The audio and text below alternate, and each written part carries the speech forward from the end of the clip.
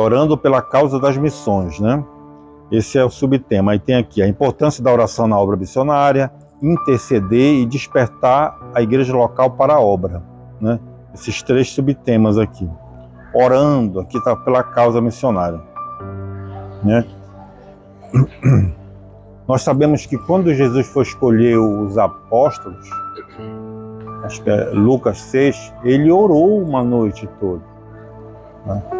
Então, o nosso ideal cristão, né, por sermos cristãos, é sermos pequenos cristos, não é isso? Então, o nosso modelo, né, é como Jesus fazia. Ele orou para escolher, né? Orou para escolher. Nós devemos orar na hora de decidir algo, na hora de tomar uma decisão, ore a Deus, né? E nesse tema de hoje, ore para que a obra de Deus prospere, que se expanda o reino de Deus na terra. É isso que devemos orar. Uma coisa é assim, prestem atenção, Deus está pedindo, não é isso? Deus está pedindo. Será que eu não vou querer participar? Será que eu não vou querer participar? Deus está pedindo, eu não vou participar, eu não vou contribuir, eu não vou orar, eu não vou interceder, eu não vou... O que eu vou fazer? A obra de Deus, ela vai seguir a obra de Deus, com você ou sem você, sem nós, eu me coloco também, sem mim ou comigo, ele vai prosperar. Mas não é querer participar, não fica muito maravilhoso mais, né? Querer participar, querer estar junto, diz Deus, estamos juntos, eu também estou nessa, né? A minha esposa quer fazer um trabalho, né? Minha esposa quer fazer um trabalho. E eu penso assim, eu vou ajudar ela para ser mais rápido até. Porque ela não tem capacidade? Sim, ela tem capacidade. Ela vai fazer. Mas eu quero estar junto para poder dizer, olha, eu participei junto contigo. Eu estou aqui. Eu estou aqui para ajudar, eu estou aqui para contribuir. Vocês estão entendendo? Ela vai conseguir chegar lá no que ela quer fazer. Não é? Ela vai conseguir. Mas eu quero participar. Eu quero ver o melhor. É a mesma coisa, é isso aqui. É com Deus. Deus está te pedindo, né? Deus está te convocando. Deus está te incomodando. Então nós devemos o quê? Agir, que nem o tema desta lição. Indo, contribuindo, orando. Então, querer participar do que Deus nos propõe é maravilhoso, irmãos. Não é verdade? Maravilhoso. Queremos participar junto. Estamos juntos. A obra missionária é assim. Não é isso?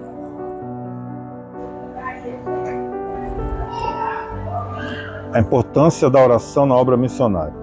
Embora considerado um gigante na fé, o apóstolo Paulo não dispensava as orações das igrejas, pois possuía um profundo senso de necessidade dessa disciplina espiritual, né? Para o apóstolo Paulo, a oração é uma disciplina interligada à obra missionária. A partir disso, não podemos imaginar uma obra de missões sem pessoas comprometidas com a disciplina da oração. Nesse sentido, passamos a destacar pelo menos 2 finalidades da oração na obra missionária, né? No caso aqui, vamos interceder, né? Vamos orar. Oração, irmãos. Oração é um relacionamento. Nós sabemos disso. Não custa nada falar, né? O óbvio tem que ser dito, né? Oração é um relacionamento. Você está se relacionando com Deus em oração.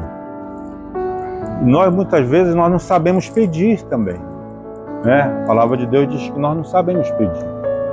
Então, devemos ter na nossa mente Eu tenho na nossa mente que nós não somos pedintes e somos filhos. Filhos. Pedinte é aquele que você está no carro numa grande cidade, aí tem aquele semáforo, o sinal para e o cara lá está te convencendo para poder você comprar algo dele, né? Para você comprar. Aquele tempo que ele tem, aqueles 30 segundos que ele tem, aquele 1 minuto que ele tem para poder lhe convencer. Ele está lhe pedindo, ele está usando ali o pedido. Muitas vezes você compra sem saber se vai ajudar, se não vai ajudar, se é para isso aquele propósito ou não. Mas filho é diferente. Nós somos filhos. E filhos é o que? O pai ama. O pai ama. Então, quando nós chegamos a filho, ele sabe o que é bom para nós. Quantas vezes os nossos filhos pediram coisas para a gente e nós acabamos negando? Por quê? Porque nós amamos ele. Porque nós amamos. Então, devemos entender pela palavra de Deus, pelas Sagradas Escrituras, o que Deus quer na nossa vida. Fazer as súplicas de orações para Ele, né? Mas não como pedinte, mas como filho, que tem um relacionamento, que é a oração de amor, relacionamento amoroso. Amoroso. Um relacionamento onde reina o amor. Não só como pedintes, não como pedintes, melhor dizendo, não como pedintes. Então, essa oração, né, como Paulo falou, olha, Paulo ficou alguns anos em Efésios, né, em Éfesos, né, na igreja de Efésios, aos Efésios, né, que nós chamamos. Ele passou 2 anos lá e pouco. E ele pedia oração para os irmãos. Então, a oração, ela move o mundo espiritual, como eu falei. Estamos falando sobre oração. Então, que nós tenhamos essa consciência de orar pela obra, né? Você já orou, como eu falei, você já orou, por exemplo, para quem vai pregar, você já orou para os irmãos receberem a mensagem, né? Você já orou para os mantenedores da obra continuarem mantendo a obra? Você já orou para que mais pessoas apareçam para ajudar, para contribuir a manter a obra? Você já orou pelos missionários, as pessoas que vão missionário nas aldeias, nos outros países, na África, onde for? Você já orou?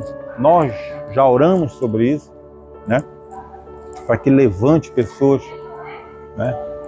Mais pessoas que são chamadas, incomodadas por Deus, porque Deus ainda chama. Tenha certeza disso. Deus ainda chama. Deus ainda chama pessoas para ir à obra missionária. Interceder. É o 2 aqui. Interceder. Vamos lá, rapidinho. Devemos orar para que as portas do Evangelho sejam abertas. Orar para que os corações das pessoas se abram à mensagem de salvação. Que os missionários tenham ousadia para testemunhar e pregar o Evangelho, a fim de que a palavra de Deus seja propagada. Devemos interceder pela proteção e segurança deles, diante dos perigos que enfrentam. Há muitos outros motivos de intercessão para que o ministério dos missionários seja aceito pelos povos, para que eles recebam a direção de Deus e haja refrigério em suas vidas nas esferas física, emocional e espiritual, né?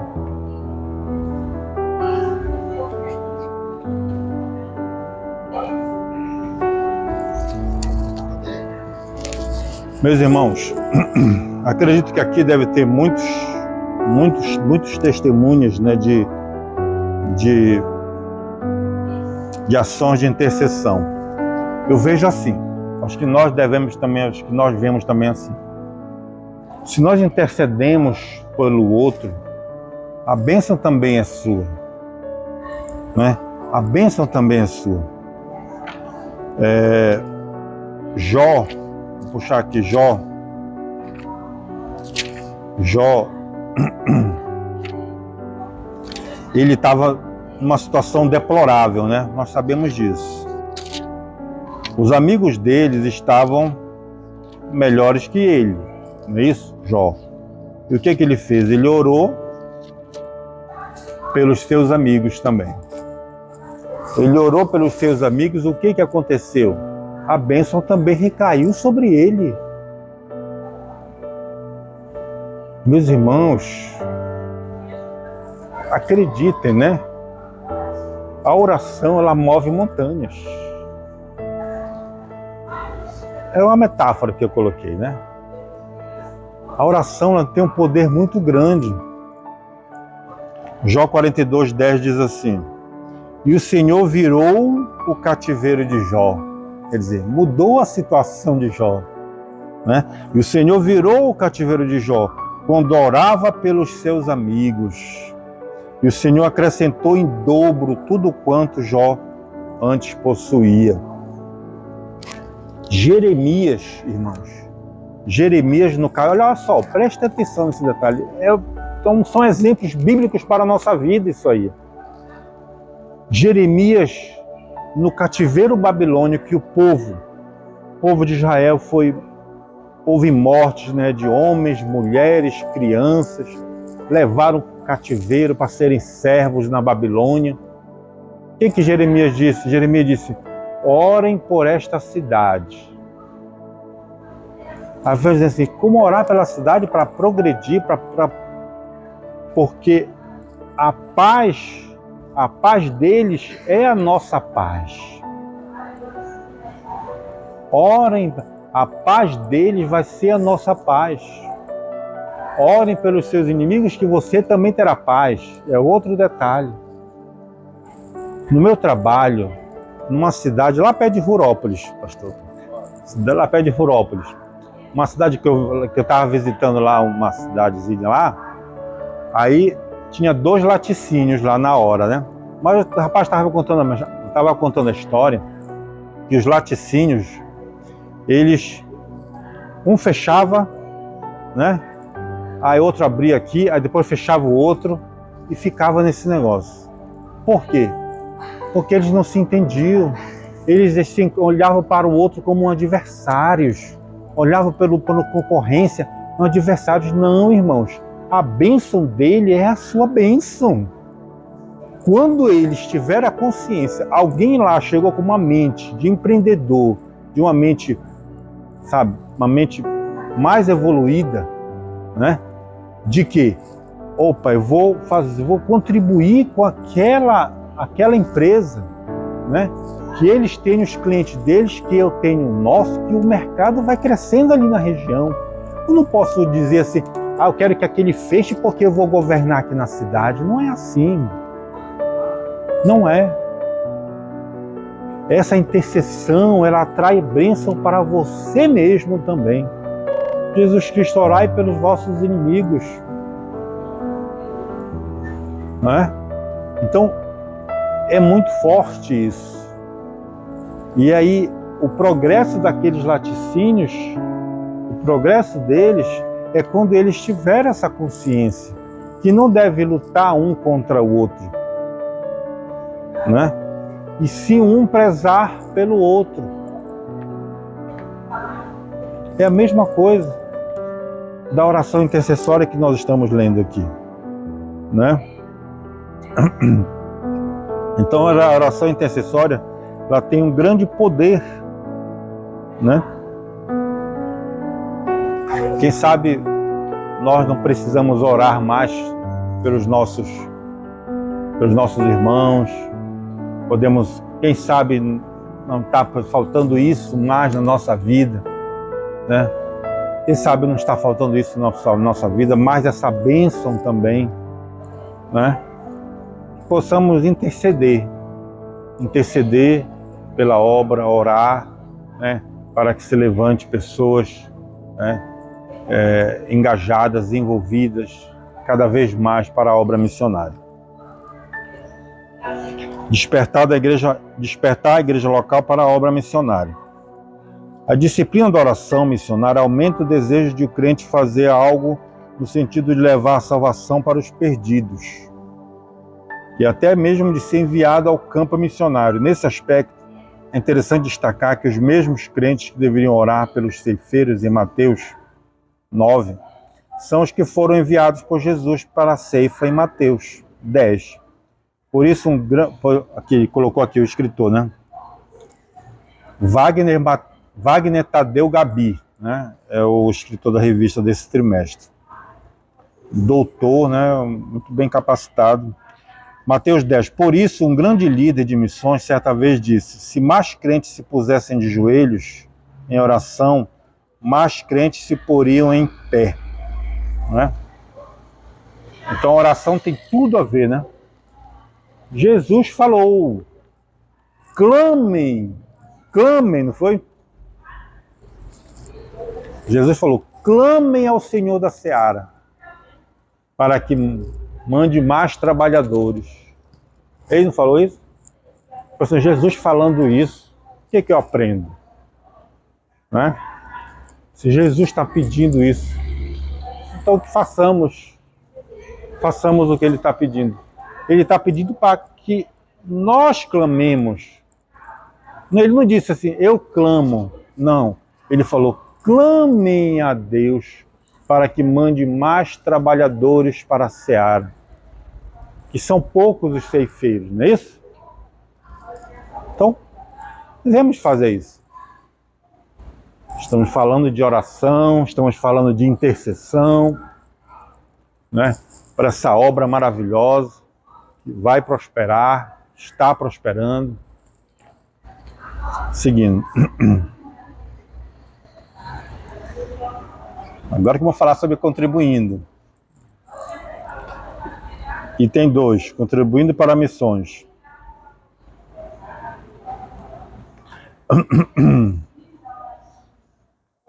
O sustento dos missionários. Com base nas leis do Antigo Testamento, quando Deus ordenou que os sacerdotes e levitas deveriam ser sustentados por meio das ofertas das pessoas, o apóstolo Paulo instruiu os coríntios.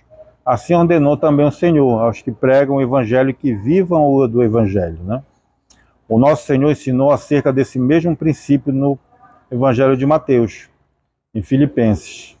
Encontramos ensinamentos importantes acerca do modo como os primeiros missionários receberam apoio financeiro. Após ter deixado a cidade de Filipos, o apóstolo Paulo foi a Tessalônica para pregar o Evangelho. Os filipenses enviaram apoio financeiro e material para o apóstolo, né? Ele tem, nesse item 4, ele agradece, né? Agradece pela oferta que ele recebeu, né?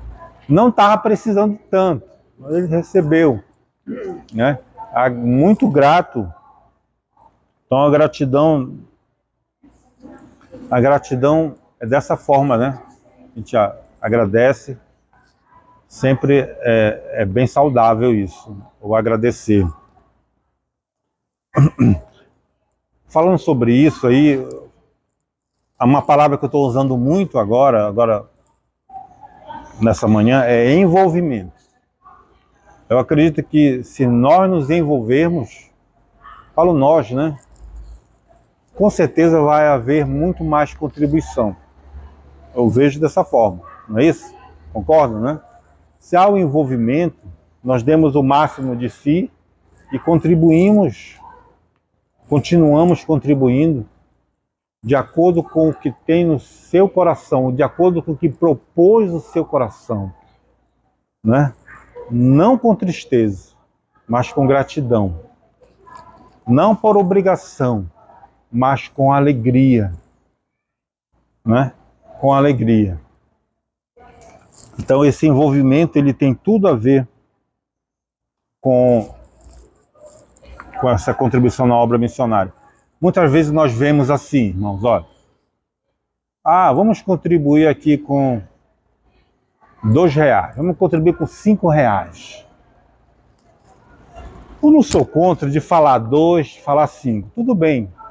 Mas assim, a pessoa que for falar, ela tem que ressaltar que você contribua segundo propôs o seu coração, não é? Segundo propôs o seu coração. Porque senão a pessoa que tem uma grande capacidade vai dar os R$ 2 com muita alegria, pronto, fiz o meu papel. Mas a pessoa pode contribuir mais. Então tem que ser ressaltado isso aí para que seja de acordo com o que propôs o seu coração, por 2 Coríntios capítulo 9, né? Segundo propôs o que propõe o seu coração, com alegria e com gratidão nós devemos ofertar. Né? Aí falamos assim, R$ 2. Vamos dizer, vamos supor que estamos conversando entre nós, né? R$ 2. A pessoa vai dar os 2 ali com satisfação, mas ela pode contribuir mais. Então, seja ressaltado isso aí, né? Concordam? Né? Seja ressaltado porque tem pessoas realmente que vão dar os 2, mas tem pessoas que vão dar um valor maior porque ela pode, ela tem capacidade de poder fazer isso. Não é? Não é que eu seja contra dizer, cada um contribui com R$ 5, né? Mas que possamos entender dessa forma. Entender dessa forma aqui, né? Filipenses, né? Então que seja com alegria, que seja com voluntariedade, espontaneidade, com gratidão.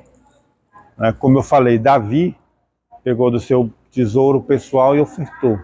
Porque ele falou, tudo que tenho foi Deus que me deu. Então a ele eu oferto. Vamos seguindo. Contribuir para missões é juntar tesouros no céu. Concordam? Outro detalhe aqui, pessoal, sobre esse tema aqui, olha. Contribuir para missões é juntar tesouros no céu. Não está errado isso, tá? Tô colocando assim, não está errado isso não.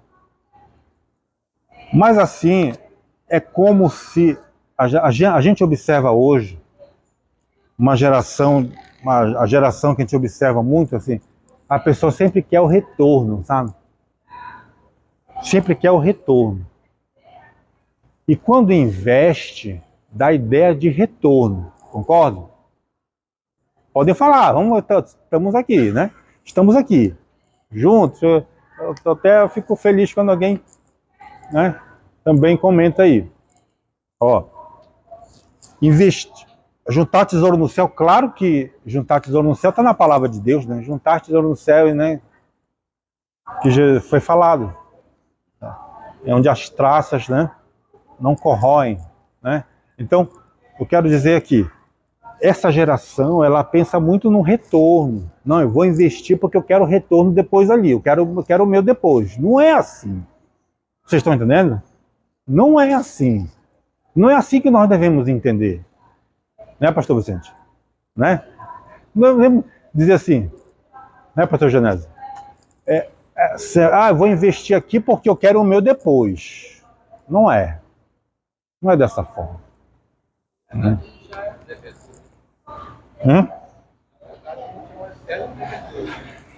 Exatamente. A gente tem que entender. Imagine, irmãos, pelo amor de Deus. Imagine o que Jesus Cristo fez por nós naquela cruz. Pagou o preço pelos nossos pecados, né? E nós estamos aqui com a ideia de querer retorno. Não, eu estou juntando tesouro no céu. Não é assim, está na palavra de Deus, não é errado, mas eu estou querendo tirar essa parte de que, eu dou, mas eu quero o meu. Não é isso aí, esse detalhe que eu estou falando. Eu quero investir porque Deus está me chamando. Eu quero investir porque eu sou grato a Deus. Eu quero investir com alegria porque eu quero participar disso aí, dessa obra. Mas, na sabe? verdade, eu entendo assim. Na realidade, sempre tem um retorno, porque quem dá é Deus, né? O negócio é que o ser humano está esperando sempre o outro. É por isso que Davi chegou onde ele chegou. Você pode pegar aqui todos eles chegaram em algum objetivo, Deus deu abundância para eles, que ele tinha aquilo de dividir. Eu sempre entendo isso. Então, se Deus me deu, se Ele me deu a mais, é porque eu tenho capacidade de dividir mais. Agora, aquele que segura, igual Deus deu para aquele 3 talentos, para outro 2 e para outro 1, porque Ele sabia realmente que cada um ia fazer. Tem aquele que ganha mais, só que segura, quer segurar. Aí Deus pega e faz, tira dele de volta, porque Ele não quer dividir. Exatamente. Sempre há, né? Sempre há algo de retorno. Sempre há algo de retorno. Mas como eu disse, a intercessão você ora, você também recebe a bênção.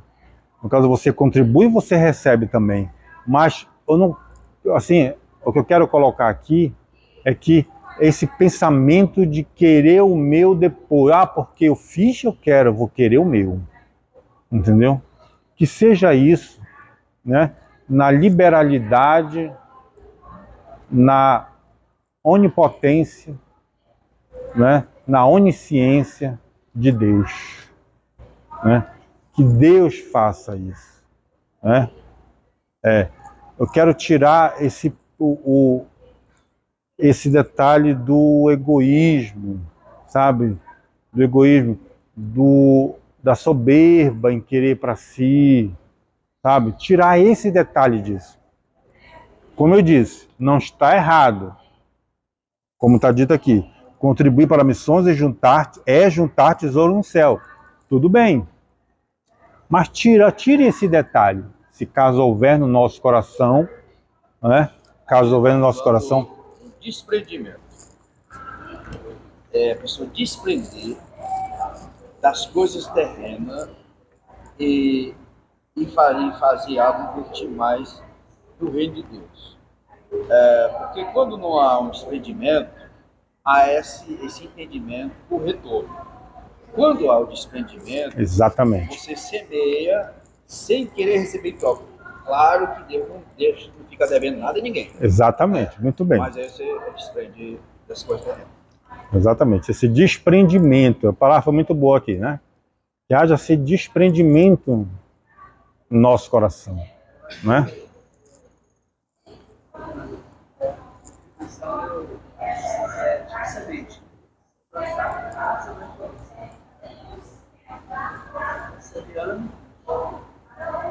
Exatamente, né? Exatamente. Aham. Uhum.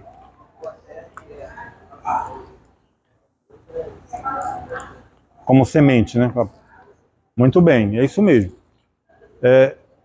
Nós também podemos ver como que uma proposta de oportunidade. É uma oportunidade que nós temos, uma forma de adoração, né? Uma proposta de uma oportunidade. E por que eu não diria um privilégio? Um privilégio. Como eu falei ainda há pouco, se Deus lhe colocou numa posição que você pode, maravilha. Ou você preferiria ficar numa posição de quem quer para receber, quem precisa de ajuda, né? Sendo que a Bíblia diz, dar é melhor do que receber. Exatamente. Dar é melhor do que receber. Dar é melhor que receber. Então, que nosso coração ele seja desprendido de toda avareza. De toda avareza. O avarento, o dinheiro, os bens são o Deus dele. Pastor, eu tive uma experiência aqui uma vez, um pregador na cidade, estava pregando, aí teve uma oferta assim, não era o que ele sentisse, se quisesse plantar uma semente, entender? Deus ia honrar. Quem quisesse plantar. Ele marcou tanto lá, né? Eu criei, vou semear. Vou plantar a semente. Aí, pouco tempo, surgiu uma oportunidade de negócio, né? O cara vendia a terra, eu chamei o irmão Chiquinho para ir lá negociar comigo, que o cara não conhecia eu. Então, para ele entender o negócio lá, porque o cara não ia acreditar em mim, às vezes. Aí o cara me veio, comprei dando só 15% de entrada, o cara passou em 3 anos no pagamento. Uhum. Uma semente que eu plantei que eu já vi logo o resultado. Aí, Exatamente. Deus só veio acontecer. Quanta constatação nós temos, né?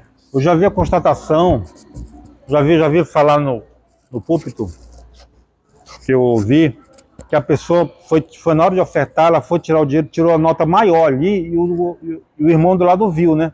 Aí ele ficou com vergonha de devolver para poder colocar a menor. Aí ele foi lá e colocou a maior. Aí andando na rua ali, uma coisa aconteceu lá, que ele fez com que uma nota do mesmo valor aparecesse para ele. Como se estivesse assim. A história que ele contou foi que ele tropeçou. Ah, Deus não recebeu a minha oferta. Né? Deus não recebeu a minha oferta, ele falou, quando ele recebeu.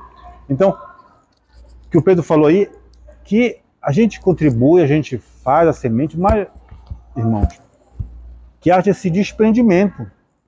Deus, né? Pode ou não pode, ele vai continuar sendo Deus, sabe? Que haja esse desprendimento, que Deus, como foi falado aqui, Deus não vai deixar, não vai ficar devendo para ninguém. Deus não vai ficar devendo para ninguém. Então, devemos semear, sim. Devemos contribuir, sim, né? Mas tire o coração dessa, de uma avareza, né? Que isso pode atrapalhar. Isso pode atrapalhar a sua bênção. Não é barganha. Não é barganha, exatamente. Você quer barganhar com Deus? Não. Nós não queremos isso, barganhar com Deus, né? Devemos, como eu falei, com voluntariedade, espontaneidade, com alegria, com gratidão, de acordo com o que propôs o nosso coração. É isso, né? Vamos seguindo. Vamos seguindo que estamos... Olha aqui, contribuir para missões é um privilégio, né? Não há privilégio maior do que saber que por meio de nossa cooperação financeira, Bíblias estão chegando a lugares que nunca ouviram falar do Evangelho. Vidas estão sendo alcançadas na África, na Europa, no outro lado do mundo. Participar dessa cooperação é um privilégio espiritual. Um privilégio espiritual. Se não podemos participar de maneira presencial, podemos fazer de maneira financeira. Assim podemos cooperar na propagação do Evangelho até os confins do mundo, né? Eu vou ler Provérbios. Está aqui pertinho já. Provérbios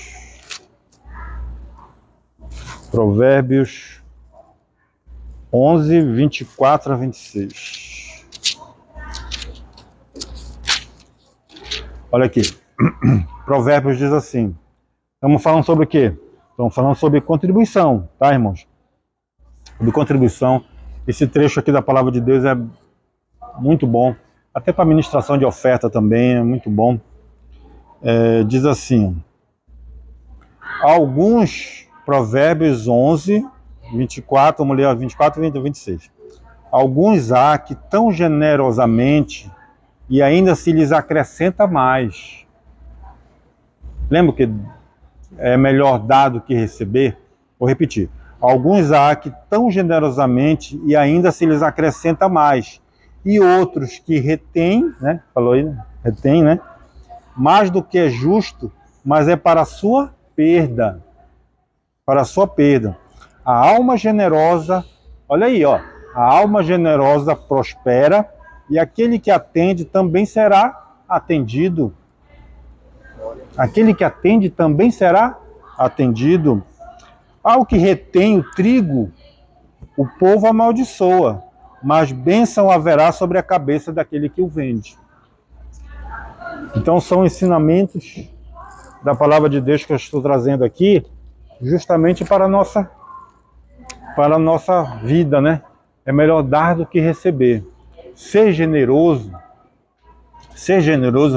não é uma coisa fácil, né? Tem alguns de nós, eu ou quem for também, né? Tem uma certa dificuldade, né? Mas experimente, né? Como diz Malaquias, né? Faça a prova de Deus, não é isso, pastor? Malaquias? Fala aí, então. Você falou que a gente tem que tratar com amor, Espontaneidade, voluntariedade, com alegria. mas tem pessoas que quando vêm talvez de fora, de outros lugares, eles influenciam a gente a amar a verdade, sabe? Porque ele fala, essa é a maior nota, pega esse maior fé, dá isso aqui. Ele influencia para essas pessoas a uma barganha. Eles mexem com o emocional. Mexe com o emocional da pessoa. É, mano. Por exemplo, meu irmão deu certo. Ele foi com o coração dele, foi lá, ofertou com o coração dele, não foi estipulado alguma coisa. A gente vê muito em alguns igrejas, a gente vê aqui em nós, talvez, uma influenciação, entendeu? A pessoa influencia a pessoa a ganhar, não ofertar com amor. Talvez A gente observa muito isso. Até ação judicial tem contra igrejas que a pessoa deu uma oferta muito alta e não recebeu ali o que ele esperava, né? E aí ele entrou na justiça contra a igreja, né? A gente já viu isso aí. Talvez o pastor constrói uma coisa na mente da gente, tipo, pra gente ofertar com amor, e a pessoa nem se constrói tudo aquilo que ele fez. Por isso que eu não deixo a igreja que eu sou pastor, ninguém tira oferta. A igreja que eu pastoreio, esses caras de fora não tiram oferta. Um dia eu chegou pra mim, pastor, eu posso tirar oferta? Não, a oferta tá no meu bolso, cara. Aqui você não vai bagunçar a igreja, não. Uhum. Vocês estão entendendo que há um limiar, né, tão fino aí entre, né, a fé, entre o que é verdadeiro, o que é justo e o que não é, né? Por isso que a gente está aqui, para a gente poder ter essa percepção, né, e somos, né, alguns aqui, né, têm muito mais capacidade ainda, né, de poder perceber isso aqui, né, esse limiar fino aí que há entre que é ser usado ou ser abençoado, né? Ali, então, a gente tem que ter essa percepção, né? Temos que ter esse dom, né? Temos que ter o dom do discernimento. Dom do discernimento. Você não tem? Peça que Deus lhe dá. Peça que Deus lhe dá. Pode ter certeza disso. Peça. Vamos seguindo aqui. Chamada para ir. Deus quer usar cada crente, né? A segundo 2 é a chamada missionária, caráter e testemunho da obra missionária.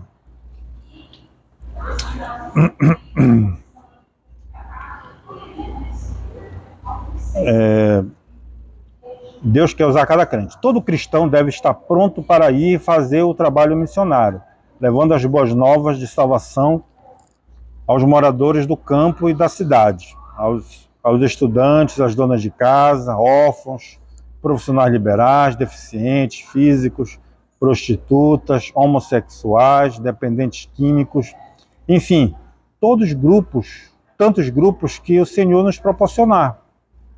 Deus deseja usar a sua igreja em todos os lugares, hospitais, presídios, albergues, ilhas, aldeias indígenas, vilas, cidades, campos, praças, eventos em massa individual. Assim, para pregar o evangelho, o Senhor não enviará anjos.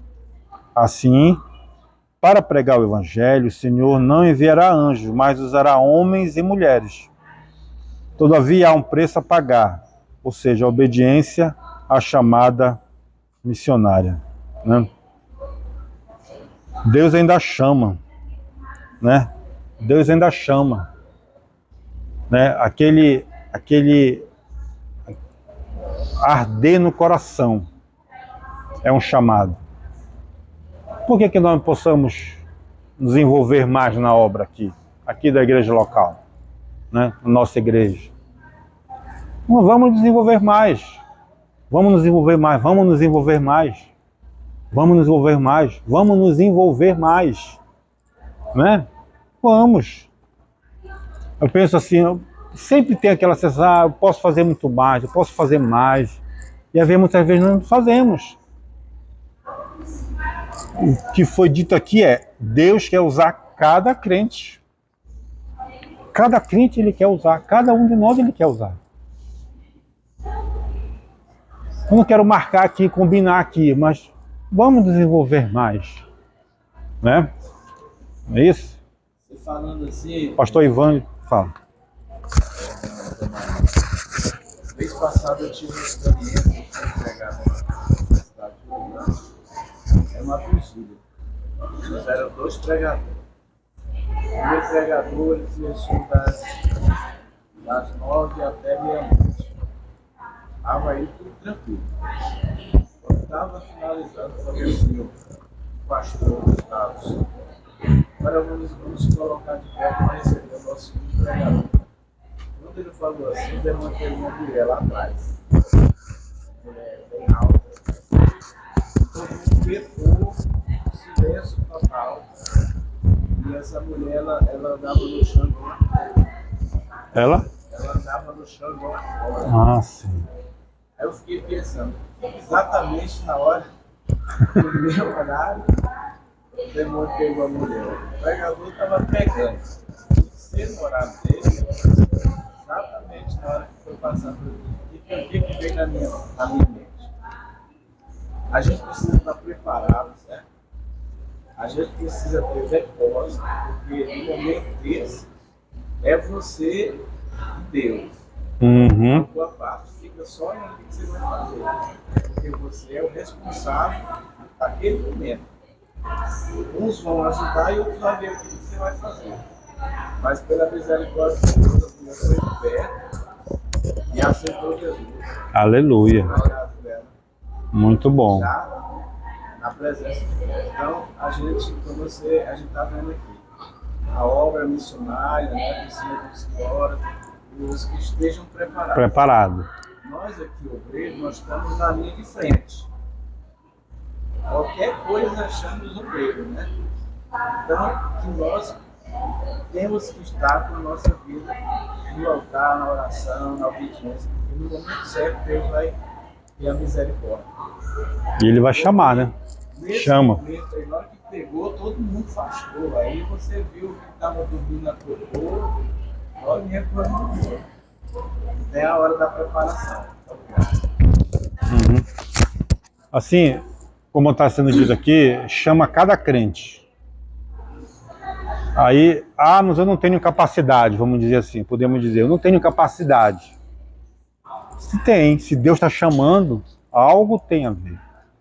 Nós sabemos de Moisés, né?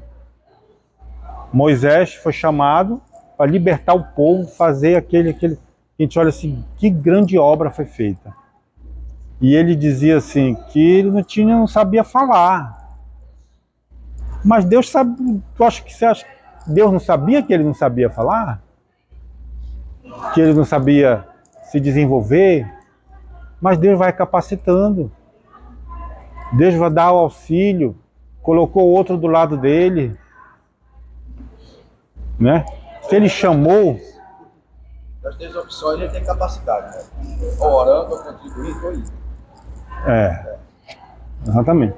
Então nós temos capacidade de fazer uma das 3 modalidades que a gente está propondo nessa manhã aqui. Né? Orar, contribuir, fazer a missão, fazer missões, levar as palavras nos hospitais, levar as palavras, né, como foi dito aqui, ilhas, aldeias, campos, praças, eventos. Nós temos capacidade. Deus te chama, Deus lhe chamou. Mas o meu negócio é interceder. Tudo bem, mas trabalhe também. Deus lhe chama para trabalhar. Tudo bem. Não estou colocando aqui que seja uma das 3, pelo menos. Pelo menos, não é isso, irmão? Uma das 3 modalidades, né? Mas Deus lhe chama. Deus quer usar cada crente. Essa é a chamada aqui, que está sendo dito, né? A chamada missionária. Nas Escrituras vemos que Deus chama pessoas para uma grande obra. O profeta Isaías foi chamado por Deus no templo enquanto o adorava. O profeta Jeremias recebeu seu chamado antes de seu nascimento. O profeta Jonas recebeu um chamado especial para uma cidade específica, Nínive. O Senhor Jesus chamou seus discípulos quando a maioria deles ainda exercia uma tarefa profissional. O apóstolo Paulo foi chamado enquanto viajava para Damasco. Aqui podemos perceber que não existe um único padrão de chamada, mas é de suma importância reconhecer que a chamada para qualquer tipo de serviço relacionado ao reino de Cristo vem do próprio Deus. Então, cada um de nós, eu, por exemplo, sou a pessoa mais capacitada para a chamada que Deus está me chamando. Você é a pessoa mais capacitada, né, para exercer o que Deus está te chamando. Se Ele está te chamando, é um propósito que está sendo feito na sua vida. Abrace-o e siga em frente. Siga em frente, né? Deus está te chamando. O teu coração está ardendo. Chama, né? Deus está chamando. Abrace, valorize, né? Dessa forma, irmão. Deus ainda chama, né? Caráter e testemunho na obra missionária. Olha aqui, caráter e testemunho. Já diz tudo, né? Na obra missionária. A obra missionária vai ser enviado qualquer pessoa? Não, não é não. É um escolhido. É um chamado. Além de ser chamado por Deus, é preciso fazer a diferença no cumprimento do ID de Jesus. Note a expressão, vós sois o sal da terra.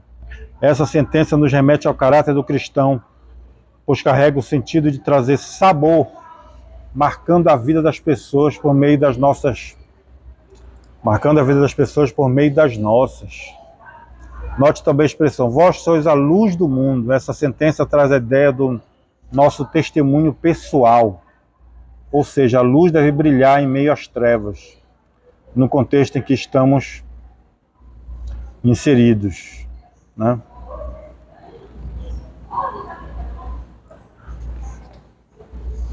Meus irmãos, nós, olha aqui, um detalhe importante que eu, graças a Deus que eu me lembrei aqui de falar, ó, graças a Deus. Nós, como igreja, nós devemos entender que devemos ser relevantes na vida das pessoas. Relevante na vida das pessoas. Apocalipse 3, só para confirmar rapidinho, irmãos. Apocalipse 3 fala, vocês conhecem essa passagem, fala da igreja, né, que você não deve ser, por você não ser quente, por você não ser frio, você é morno, não é isso? Não é isso?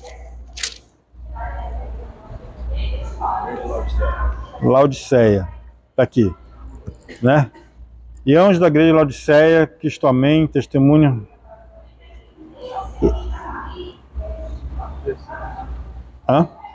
16. Assim, porque és morno e não és frio nem quente, vomitar-te-ei da minha boca. Aqui fala de testemunho, estão falando de caráter,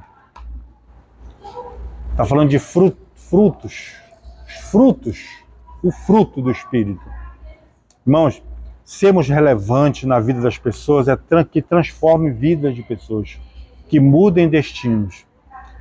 Eu já vi pregação que ao meu ver, está errado, dizer assim, olha, ou você é quente ou você é frio. Se você é quente, você é crente. Se você é frio, você não é crente. Não é isso que está sendo dito a palavra. Ah, porque você ser frio, você não é crente? Você é descrente, você é um ímpio, vamos dizer assim, falando mais forte ainda. Irmãos, nós devemos ser quentes ou frios. Para quê? O quente, ele tem a ver muito, hoje em dia, que a gente vê, por exemplo, em Caldas Novas, água quente, ali em Goiás, né? São terapêuticas. Terapêuticas, não são terapêuticas? Águas terapêuticas lá em Caldas Novas e tantas outras cidades por aí. E as águas frias, refrescantes, também são maravilhosas, irmãos. Devemos ser relevantes na vida das pessoas. Refrescantes, frias, aquela água friazinha para refrescar a nossa vida, refrigério na vida das pessoas. refrigério na vida das pessoas. E também podemos ser águas termais, águas terapêuticas. Concordam? Não é? Essa é a igreja. O que nós não podemos ser é morno, que não faz nenhum nem outro, que não refresca, que não cura, que não batiza, que não testemunha. Vocês estão entendendo? Estão entendendo? Concordam comigo? Concordam com o que está sendo dito? Então, devemos ser relevantes. Relevantes. Se for morno, nós não estamos proclamando e nós não estamos guardando a nossa fé. Né? Não estamos guardando a nossa fé. A nossa igreja ela tem que guardar a fé e proclamar. Proclamar. Se nós só guardarmos, nós não vamos anunciar a Cristo, a igreja não vai fazer o seu papel. Se nós só proclamarmos e não guardarmos, nós perdemos aqui a casa. Nós perdemos a casa, perdemos o local. Não há frutos. Não há fruto do Espírito. Então, que sejamos relevantes na vida das pessoas, nós como igreja. Nós não devemos julgar. O fulano de tal não tem jeito. Não, não é por aí. Devemos acreditar que Deus faz a obra na vida da pessoa. Devemos sermos mansos, humildes, termos uma palavra de conforto, uma palavra de refrigério às pessoas que também nos procuram. Não é? É água fria. E ao mesmo tempo, ajudarmos aquela pessoa que está precisando de uma cura, né? Está precisando de um milagre. Então, que sejamos quentes em certo momento e que sejamos também refrescantes em outros momentos. Não dizer que você é crente ou frio, não é por aí. Olha, tem que ser quente ou frio. Se tu é quente, tu é daqui. Se tu é frio, tu é descrente. Não é. Não é desse jeito. Apocalipse 3, a gente lê várias vezes, irmão. Várias vezes. Um comenta daqui, outro comenta dali, a gente vai montando, a gente vai criando ali as ideias, vai evoluindo a mensagem. É muito bom isso. Para tirar esse trecho da palavra de Deus de Apocalipse 3,16, né? Não é isso? Que sejamos relevantes, então. Então, isso aí que tem a ver com o quê? O nosso caráter, nosso bom testemunho, né? Porque senão a obra não se sustenta. Concordam? Concordam? Né? Concorda? Como é que a obra vai se sustentar? Na mão de um missionário, na mão, né, de alguém que está à frente ali, que não tem caráter, que não tem, né, palavra, não tem testemunho. Entendeu, irmãos? É por aí. O perfil do vocacionado, né? O perfil do vocacionado, né? Então, olha o perfil aqui, eu vou só ler aqui, ó. Cheio do Espírito Santo, reconhecido pela igreja e ser aprovado nas tarefas locais. Então temos que dar bom testemunho aqui, agora, aonde nós estamos, tá bom? Bom testemunho aqui, agora e aonde nós estamos. Amém?